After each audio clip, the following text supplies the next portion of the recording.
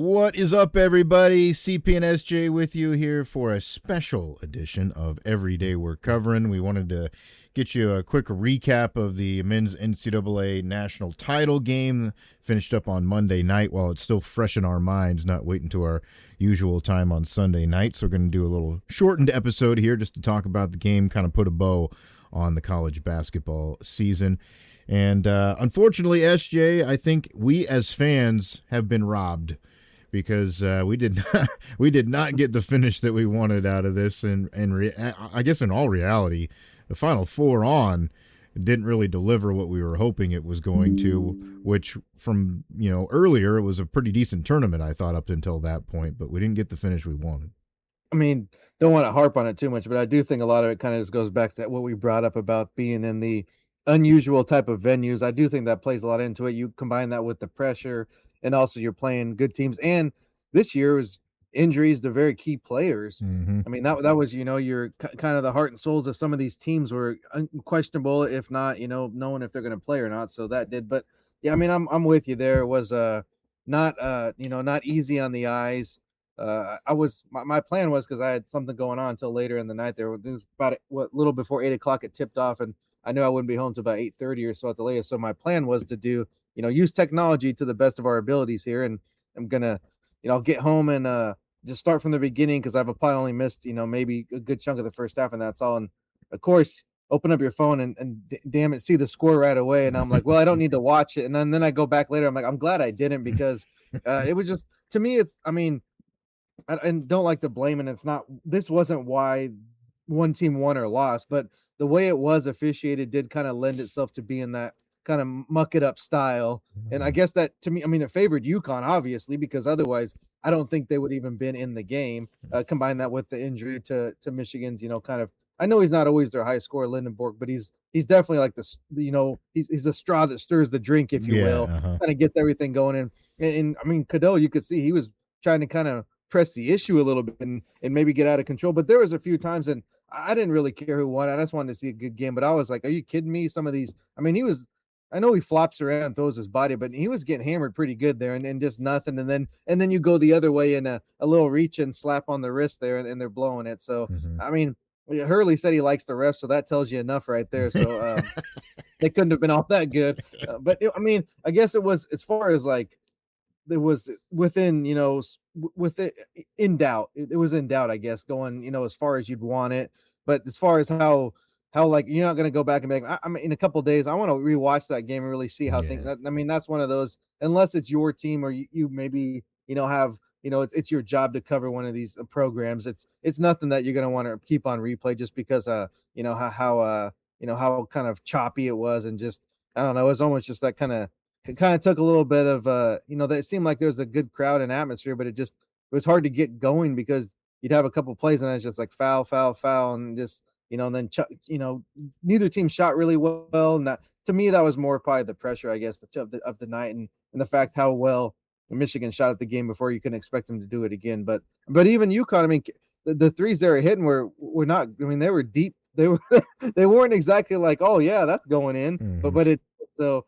Just not a great game, but that's kind of, you get the, sarcasm, but it is true. It's like, whatever, you're like, oh, this can't miss, and that's not usually how it plays out, unfortunately, because definitely two good teams. It wasn't a good basketball game, but doesn't mean they aren't good teams. Yeah, two very good teams that had proven to that point that can play very well, and I think that's what's just so disappointing is you want to see the best from the teams, their best shots, so to speak, on both sides, and then that's how it should end. And I think we probably would have got the same result, but as a fan, that's, you want to see the game played to its best of its ability, I guess, so to speak. That doesn't necessarily mean that teams have to make everything and it has to be an offensive shootout, because some people would say, well, that's not good basketball because they weren't playing good defense too. But I think you have to have some sort of a balance, and there just wasn't that in this game. A lot of it, like you said, the officiating was kind of like, I thought, a little bit all over the place, but I also thought they'd never got a good handle and control on it.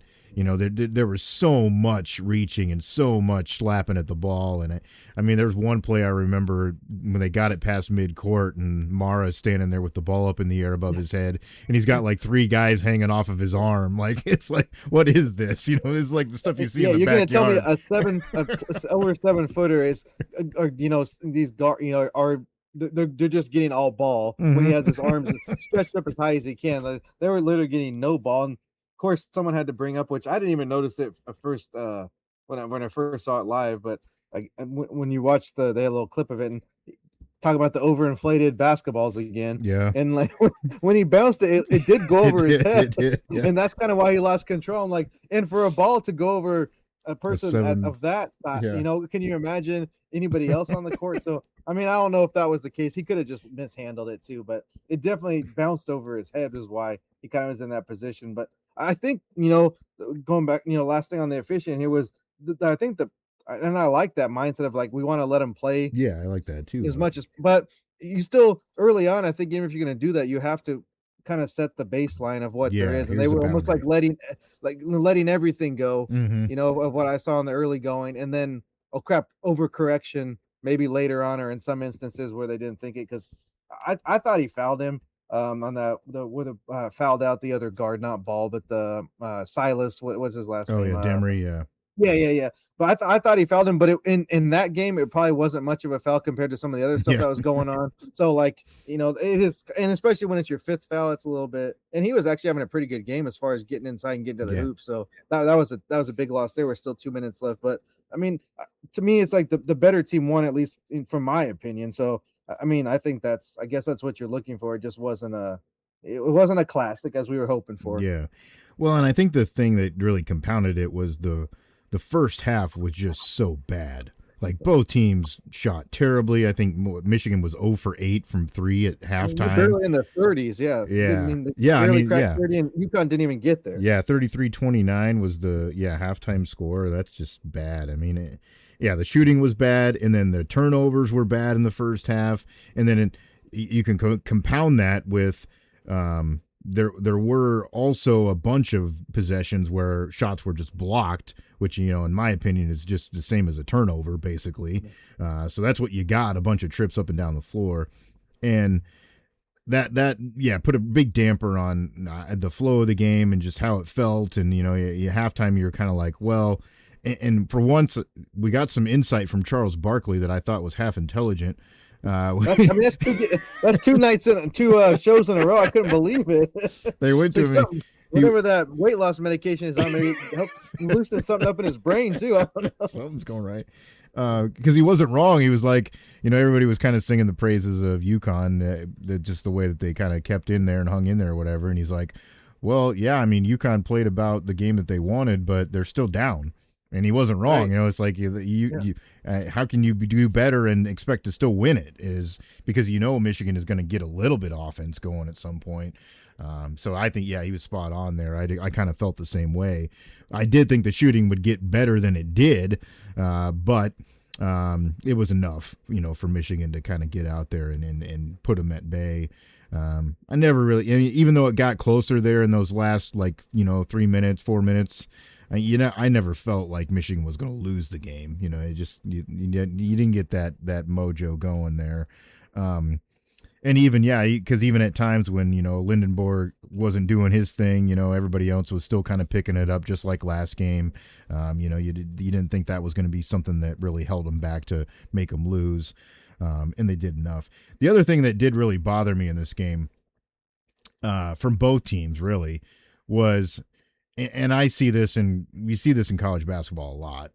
It's not just this game; it's throughout the season. But I don't know what the obsession is with you get a steal and you get the ball and you get a chance to run and go the other direction, and you choose to do it at like 2,000 miles per hour, and then just throw the ball up at the rim, hoping that either it's going to go in by some miracle or I'm going to get a foul call.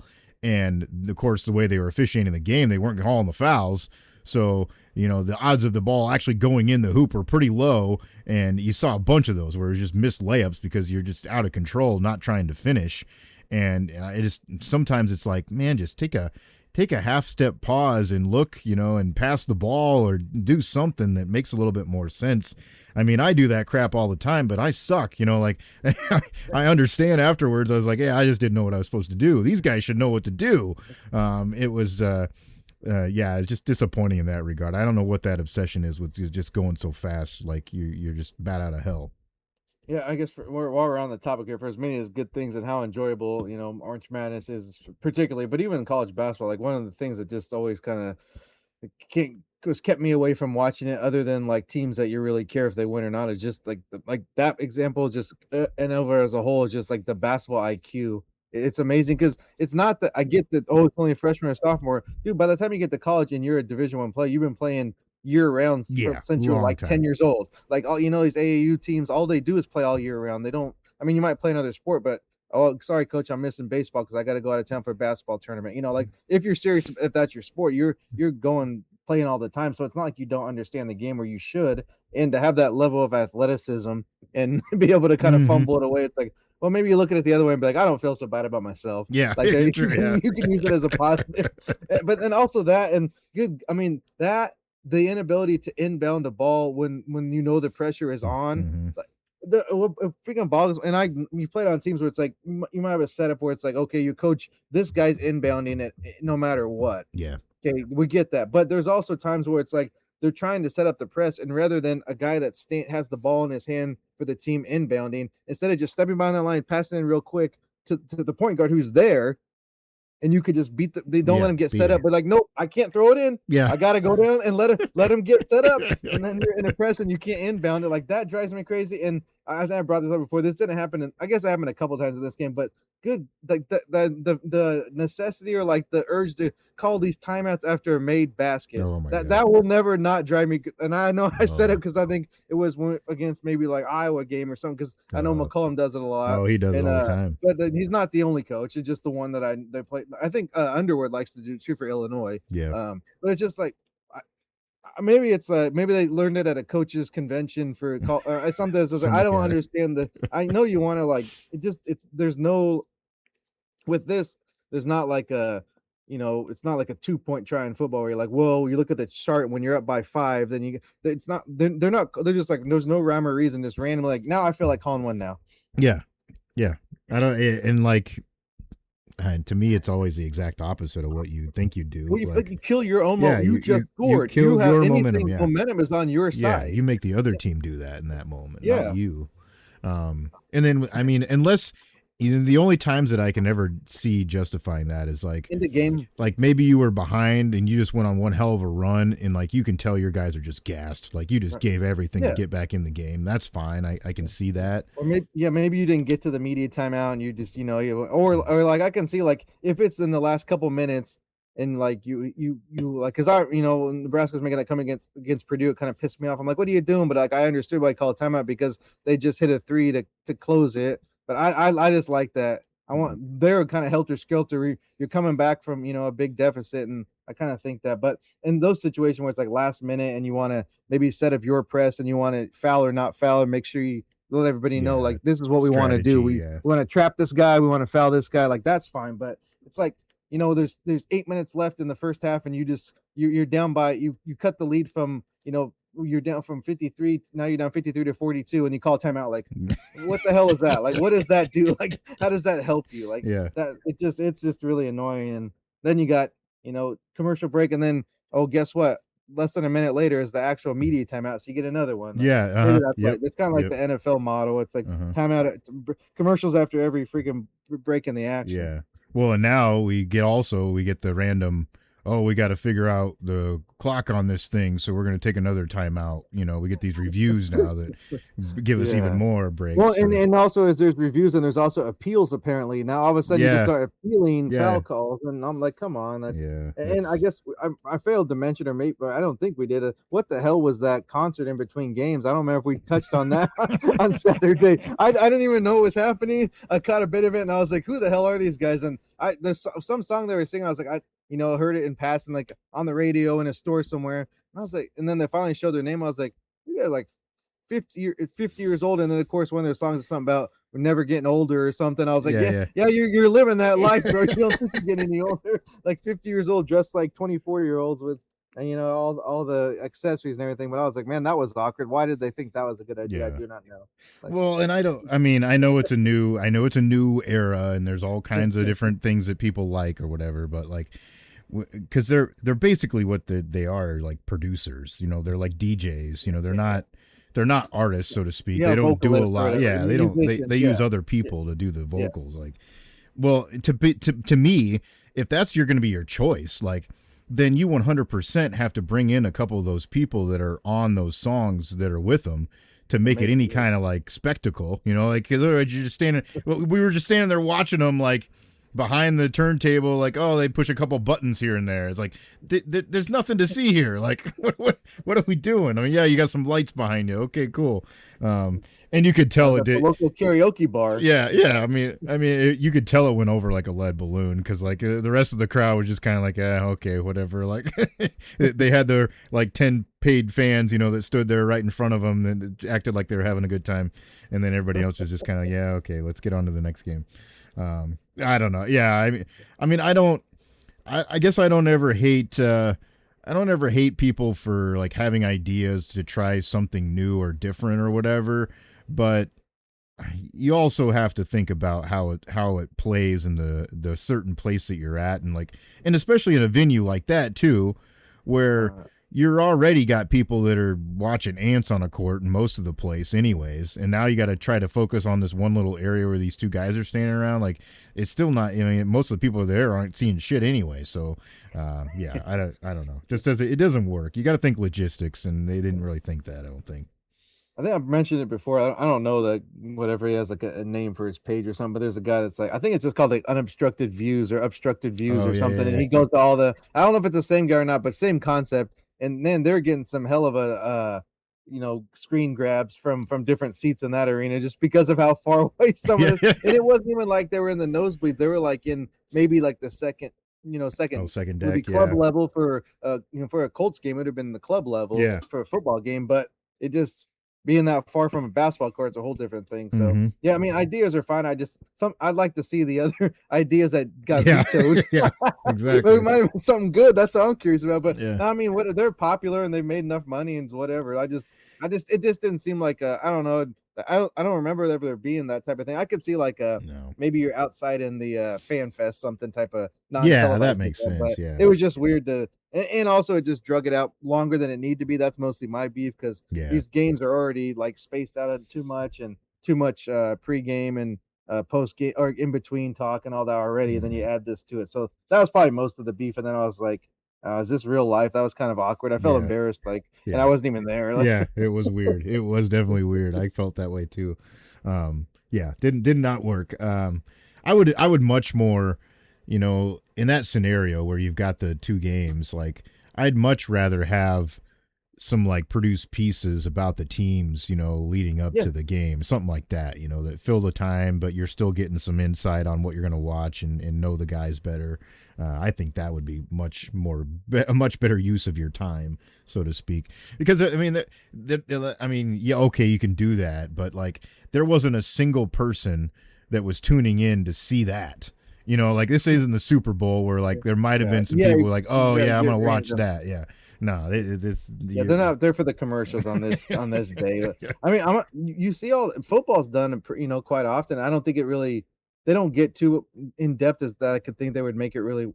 This could be a pretty good product. There's more kind of on the surface level stuff, but they've done a good job of bringing like former or current coaches in. Like, and it's usually like a different broadcast. But in this case, basketball I think lends itself more to some, get the whiteboard out, X's and O's, a little bit of chalk talk, if you will. In between games, and I mean, they got a big enough table. There was 7 guys at one point with that weird whatever that commercial they were trying to promote. I think it was AT&T. Oh yeah, whatever. So I mean, they're doing dumb shit like that. You might as well give us some bang for our buck, and a little bit of a coach breakdown would be kind of interesting. I think if you got maybe if there happens to be a team where this guy coached against both teams and he can give you a perspective on their offense or defense. Just, cool. I mean, something to that effect. I know you're not. It's going to be a 5-10 minute segment, but I think that'd be a little bit more a better use of time, especially when people are kind of seems like in general like wanting to really, kind of do want something different with their whatever you want to call it, cable, streaming, whatever. It's like you Yeah. got to find new ways to kind of reinvent yourself. Yeah.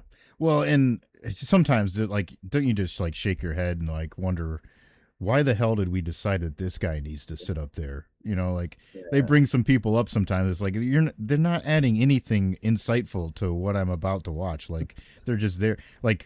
Well, even a guy who's a legend at basketball, like why the hell is Magic Johnson on the set? Like he didn't know anything about the teams. He's just like, well, yeah, I kind of hope Big Ten wins, but I don't like that team. Blah blah blah. Exactly. Like, Yeah, he hasn't done, and also like he hasn't really been involved in the game other than like some ownership stuff or whatever, kind of glad handing. It's not like he's, it's been a while since he was, trying to, be a coach or whatever he's doing in that instance. So yeah, it's just kind of random. Guess, Barkley probably talked him into it. Who knows? I Yeah, mean, probably. it's bad enough having Shaq up there, but at least it's kind of like his job somewhat to like he does this on a regular basis these days, at least, unlike just pulling random people off the street. So, I do have to give some props to EJ because I think at one point he was like naming all the people and he's like, well, if we had more room, we'd probably put more people up here too. Just kind of making fun of it. I know he kind of says those comments. I was like, but man, this I know he's like in a joking, like smug or kind of that manner, but I'm sure there's part of him that's like, serious about those comments. Yeah, he's serious. I mean, he's definitely like has a little bit more of journalistic credibility there. So yeah, I mean, just one idea. Like overall, I mean, I think their production obviously is good and camera work and all that type of stuff. It's just there's always a way to make it better, and I guess that's probably the drawback from going to like the bigger networks are going to have the bigger pocketbooks, so they're going to be able to buy the rights and pay for this stuff. But there is something to be said for a sports first type of entity, producing sports products. So yeah. I mean that's just the takeaway you get, but it's also you get why it's the way it is. It'd be nice to have a little bit more of a kind of that that voice in mind of like this is the kind of product that the fan people watching actually want to see and not like advertisement for all your 12-year CSIs and all your other types of whatever programming you're putting out there. Like yeah, it's interesting. The other thing that I did kind of notice at the end of the game, and I guess I've noticed this for a long time, and and I get it, like you can't guarantee how these things are going to go, but with like the post game stuff, when they're interviewing different people, it's just like can some of these schools at least like let's have like an hour-long class for these guys to be like, hey, here's some ideas of things you could say to give answers, when you're being interviewed, like a little bit of media coaching almost, because it's like sometimes these guys will give like a 2-word response. And it's like, well, what the hell what did I get out of that? B, you just killed the guy asking you a question because now he's got to scramble. Oh, well, you better ask him something different, and maybe probably not going to answer that either. But it's like, give me a little something. I did have to appreciate. They mentioned it too afterwards. Lindeborg there at halftime, they interviewed him, and he was like straight up honest. They were like, "How do you feel?" And he's like, "I feel like crap. I'm not playing very good." Like, hey, you can appreciate that honestly, though. Hey, you know what the thing about it too is like I do think a lot of I guess there's a way to like somehow if you can get that coaching or teaching or that training to like sink in because I think there is more time spent than we probably than at least was in some instances. I know there are some schools that really focus on that. I've had just because people I've known that worked in media in certain markets, they've like asked them to come in and like talk to them from like that works like radio stations, a TV station, and like. But I mean, I'm not saying I don't know about these teams, but I know there's got to be some done right with all the kind of assistance and all that stuff you have, but it's a matter of like you almost got to be like here's like but it's kind of hard because it's in the moment too. But like, just keep a damn little note card handy with the what do you want to call it the operations guys or the kind of come in and help them. That are just like hey just real quick here because you see them on the court anytime they're getting interviewed. It's like there's a handler that's kind of intermediate like the guiding them around. Whatever will go and be like I want to talk to him, and then they'll go get that person. And, with players at least because coach knows it's coming in and they don't need it. I mean they probably how we talk in our people talk in their sleep. That's probably they're probably saying just take one game at a time, wake up in the middle of the night and then go back to sleep. That's their freaking sleep talk. They're like we're just happy to be here. Like and their wife's like, what the hell is going on? It's daily habits. Those daily habits we've been developing every day. Yeah, But it's yeah, yes, I mean, overall, I guess it's always kind of a fun event, but I do think I'm with you just to kind of, it fizzled out definitely. I thought the round of 32 was some really good games. Sweet 16 had some pretty good games yeah. too, but then after that, it just really kind of went. I mean, happened some years, and it's just one of those years where either the matchups weren't there, it's just I guess maybe the seeding. There's always issues there, so we know that's. I mean, it's hard to seed 68 teams, and now what are we going to go over 70, whatever? It's coming up here. So I guess could be more going this way, at least in the early rounds, if that Mhm. expansion talk is, as accurate as it looks like it may be. Yeah, I mean, I think if we've learned anything, we know that we don't need to touch it. I mean, it's fine the way it is. I mean, goes if anything, probably go down a little. I mean, Yeah. like maybe not below 64, but I mean, whatever you could do. I mean, I think that was ideal just because of you had years of proven it worked. Hmm. So a 32 seems a little that's cutting a little close with the amount of schools you have because I know that's how they started. So it made sense to go up a little bigger. But even I don't know, some years you almost think like 48's enough in Yeah. some instances. Yeah. And I know that you like obviously you can never guarantee like how one night's gonna go, and I probably sound like a curmudgeon or whatever, saying that it sucks we got robbed like in the last game of the year. But I guess the reason I kind of feel that way even more so this year is like I do feel like we had a pretty good like group of good teams. You look at that top 15 in the country, and there were a lot of really solid teams this year, and there are a lot of teams that played well or participated in a game that was just awesome throughout the year at one point or another, and show that they can play like really awesome basketball. I mean, I just in the conference that I watch, I saw Houston do that. I saw Arizona do that. I saw Texas Tech do that. I saw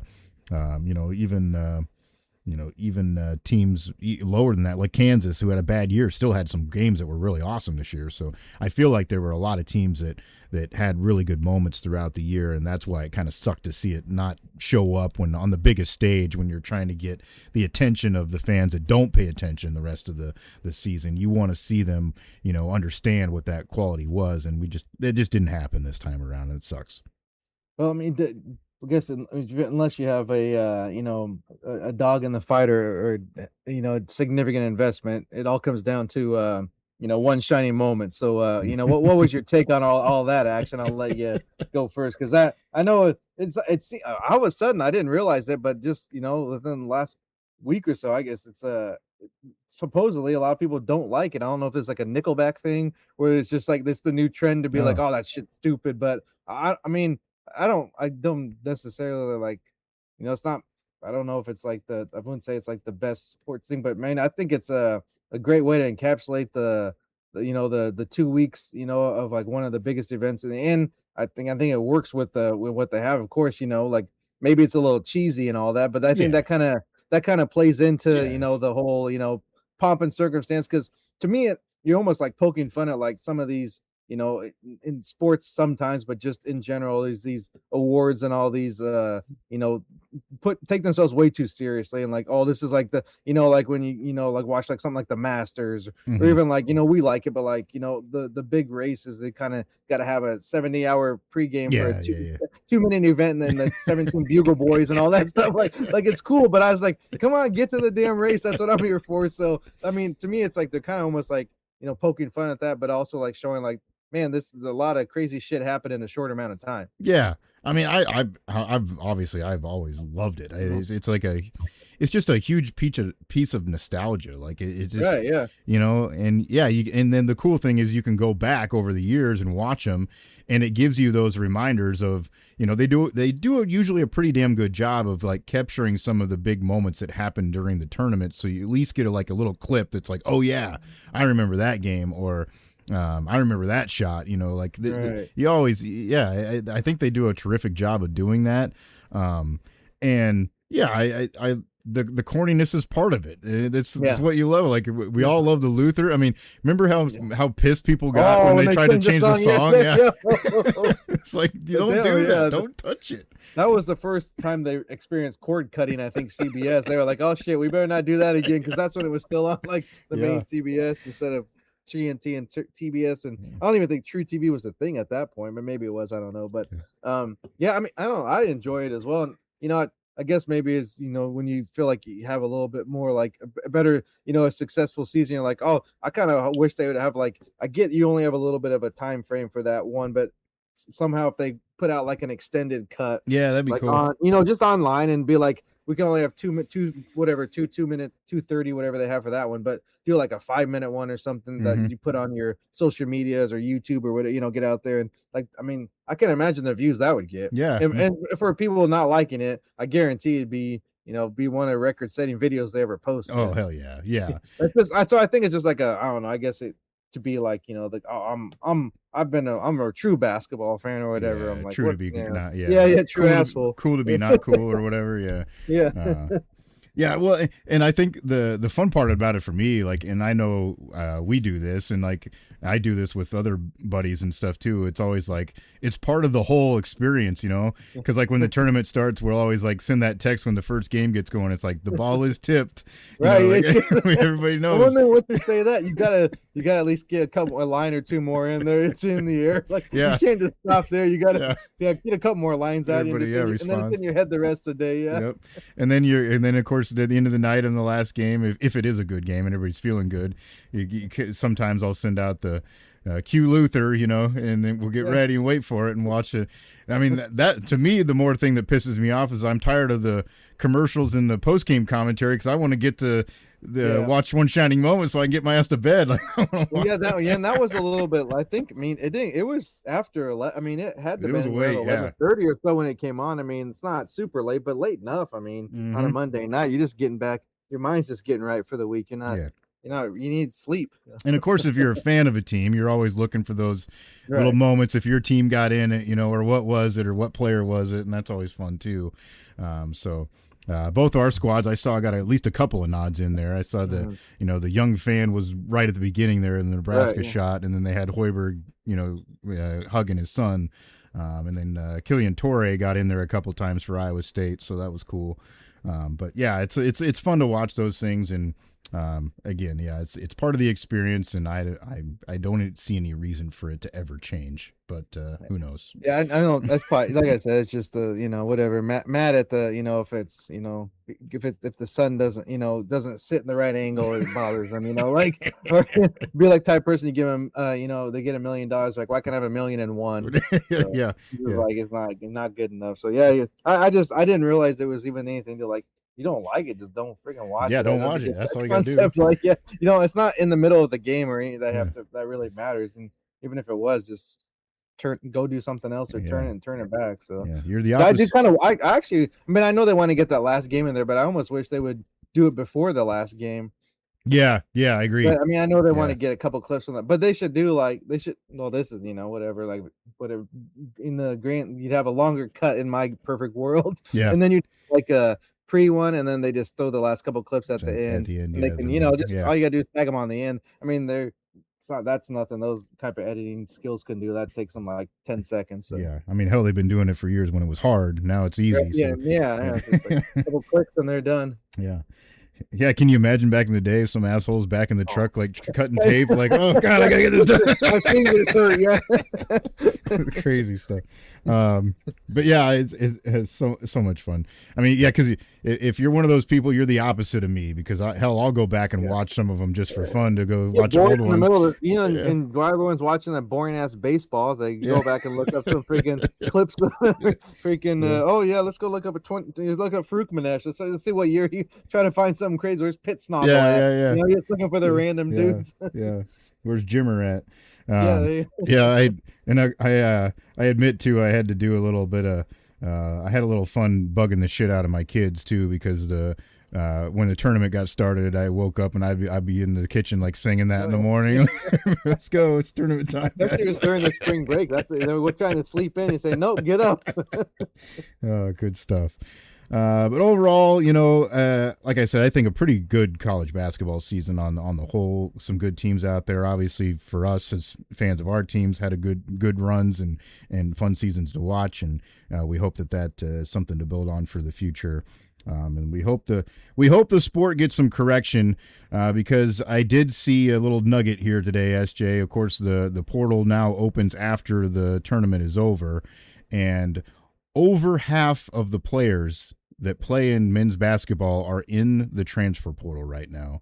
So that tells you how much that doesn't make sense, because you know what they all want, and it's obvious they're all not going to get it if that's how many people are trying to move somewhere else. I mean, just not even anything to do with ability or talent. It's just a numbers game at this point. It's like, it's just not possible. And I mean, I know there's probably some instances where players can maybe go back, and it's not like bridges aren't burnt in all these instances, but still, you're taking a big risk and a lot. I mean, a lot of at least the players I've been seeing, that there's quite a good number that are just like redshirt freshmen too. But you haven't even given yourself a chance. Nope. You just redshirt 1 year and go, and there's, I mean, I don't know. It'd be hard for me to, as another team, really putting a lot of stock in somebody that hasn't played a legitimate, Division I basketball yet. Yeah, and say, exactly. We'll get, they'll be fine here, even though you haven't seen them play at all. Yeah, you have nothing. You have nothing to go off of, rather than the person that recruited them in the first place. So, yeah. And if they're willing to let him go, then I gotta say something right there too. Because I mean, not that you can stop somebody, but you can definitely, if it's somebody that you really don't want to lose. Yeah, you see the potential. The offer's they're gonna be compensated to prevent that. So. Yep, it's a wild world, and hopefully we'll get some changes along the way. I mean, I think we've talked about it on a whole extensively, that it's going to have to get to a point where there's contracts involved, and then maybe eventually too limitations on how free that is all the time. Maybe not unlimited like it is now as far as transfers are concerned, or maybe that's part of how the contract is written too. Like you can go after so many years or whatever, or if you leave early, then you have to sit out a year, those kind of things. So, but yeah, I think that, I mean, part of it's the financial part, because that's a giant mess too, but then the logistics part of it too is also what's bad. I just think the other thing that I think that sucks is, like, eventually this is going to catch up to fans, because we all love the shit so much with our schools, and most of us are so loyal to it that, like, we're just going to put up with anything.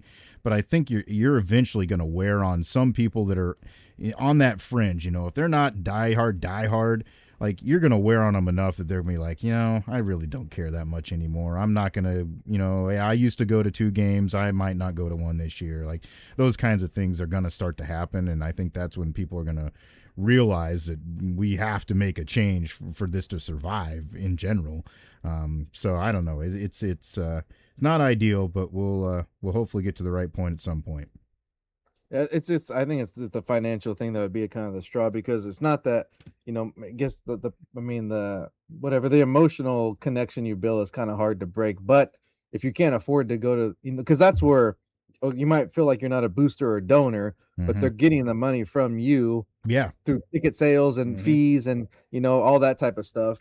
And if that gets to a point where you just can't afford it, then eventually there's going to be a trickle down where it's like, well, we just can't pay these guys because we don't have the resources, because the fans can't afford to come to the game anymore. So, I mean, that's obviously a long range type of thing, but that's where it would come in, because, I mean, other than, major events, it's myself, I'm not really interested in going to this your everyday game, just because of, and then that's more like a logistics with having, I'd rather watch my kids' games and not travel whatever hours and then spend the money on top of it. So that's more of that. It might be different in a few years when they're on their own, and then it's just then you have a little bit different type of lifestyle. But there's a lot of people that that's what it is, and I mean, that's 5-6 years down the road for me. So that'd be I guess a good chunk of change, and it's not that much, but times that by however many million people, and that's a good amount of money. Yeah, no kidding. So we'll see how that progresses, and obviously that's something that we'll talk a lot about on the show as we move through the rest of the year, as well as new things start to develop.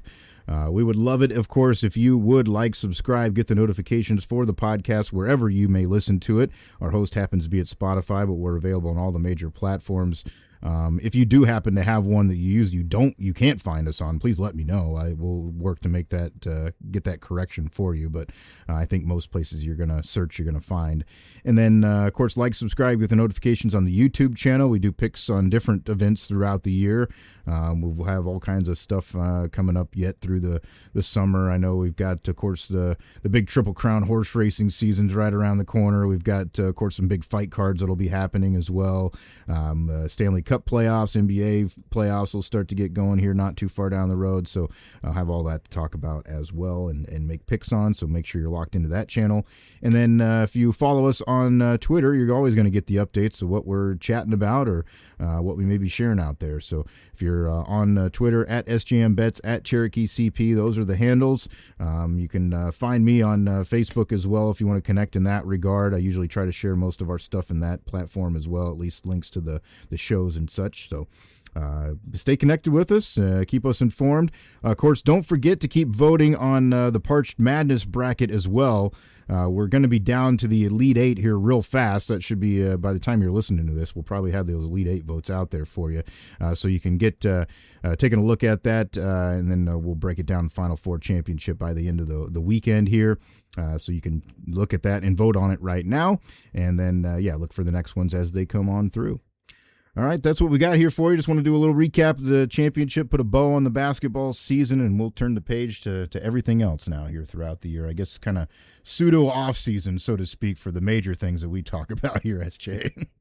Yeah, we'll come up with something, but yeah, it's definitely who knows, we might get a little bit off the beaten path, but we'll still have some fun and have some good drinks along the way. Exactly. So that's SJ Munoz. I'm Chris Parks. Thanks for joining us for another round here from Every Day We're Covering. We'll see you next time for some more covers.